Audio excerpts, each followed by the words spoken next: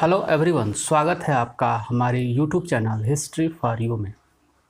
आज के अंक में हम मंदिर निर्माण की प्रमुख शैलियों के बारे में जानेंगे कि जो मंदिरों का निर्माण भारतीय इतिहास में हुआ वह किन किन शैलियों में हुआ।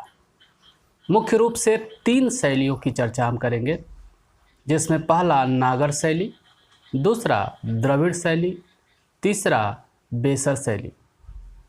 एक वाक्य में यदि कहा जाए तो नागर शैली मंदिर निर्माण की वह शैली है जिसके अंतर्गत उत्तर भारत में मंदिरों का निर्माण हुआ, और द्रविड़ शैली वह शैली है जिस शैली के अंतर्गत दक्षिण भारत के मंदिरों का निर्माण हुआ। और बेसर शैली इन दोनों का मिश्रित शैली थी, जिसमें नागर और द्रविड़ दोनों शैलियों का मिश्रित रूप इस शैली में दिखाई देता है।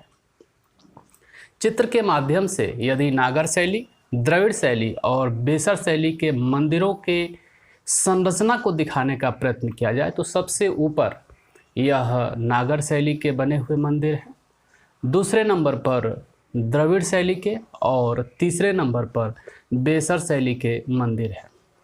और विस्तार से हम जानने का प्रयत्न करते हैं इस नागर शैली, द्रविड़ शैली और बेसर शैली को, कि यदि परिभाषित रूप से इन शैलियों के बारे में यदि बात किया जाए तो किस प्रकार और स्पष्ट किया जाएगा, इनकी विशेषताओं को और कैसे बताया जाएगा, और परीक्षा में यदि प्रश्न पूछा जाएगा इन शैलियों का तो उदाहरण सहित हम इन शैलियों की व्याख्या किस प्रकार करेंगे।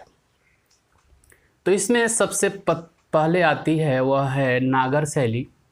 और नागर शैली, जैसा कि हमने अभी बताया कि यह उत्तर भारत की कला शैली थी और यह हिमालय से लेकर विंध्याचल के बीच की क्षेत्रों में मंदिर निर्माण की प्रमुख शैली मानी जाती है। इस शैली के बने हुए प्रमुख मंदिरों में लिंगराज मंदिर, पुरी का जगन्नाथ मंदिर, कोणार्क का सूर्य मंदिर, खजुराहो का मंदिर और दिलवाड़ा का मंदिर यह प्रमुख मंदिर हैं जो नागर शैली के प्रमुख उदाहरण हैं।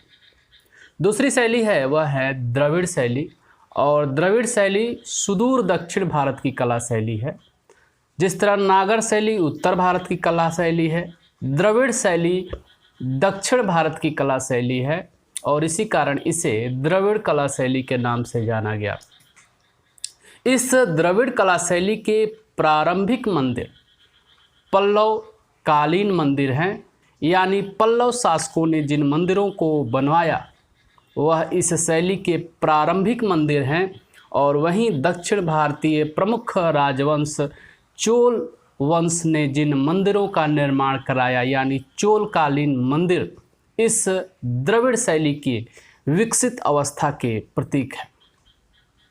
उदाहरणों की बात करें तो द्रविड़ कला शैली या द्रविड़ शैली के बने हुए मंदिरों के प्रमुख उदाहरण हैं मामल्लपुर के रथ मंदिर, कांची का कैलाशनाथ मंदिर, तंजौर का राजराजेश्वर मंदिर, गंगैकोंड चोलपुरम के मंदिर इस शैली के प्रमुख उदाहरण हैं।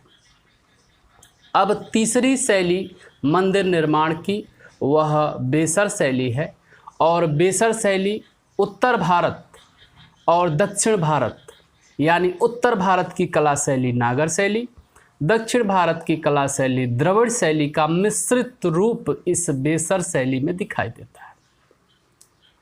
और इसके उदाहरण में चालुक्य मंदिरों में उत्तर और दक्षिण, यानी नागर और द्रविड़, इन दोनों ही शैलियों का मिश्रण है। और इस शैली को जिस तरह हमने परिभाषित किया हिमाचल से विंध्याचल तक के नागर शैली को, उसी तरह इसे कृष्णा और कन्याकुमारी के बीच की शैली को इस बेसर शैली के नाम से जाना जाता है।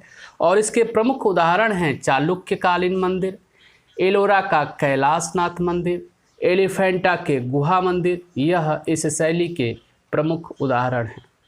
उम्मीद करते हैं कि आपने इन तीनों कला शैलियों नागर शैली, द्रविड़ शैली और बेसर शैली के संरचना को और उदाहरणों के माध्यम से इसे समझ गए होंगे।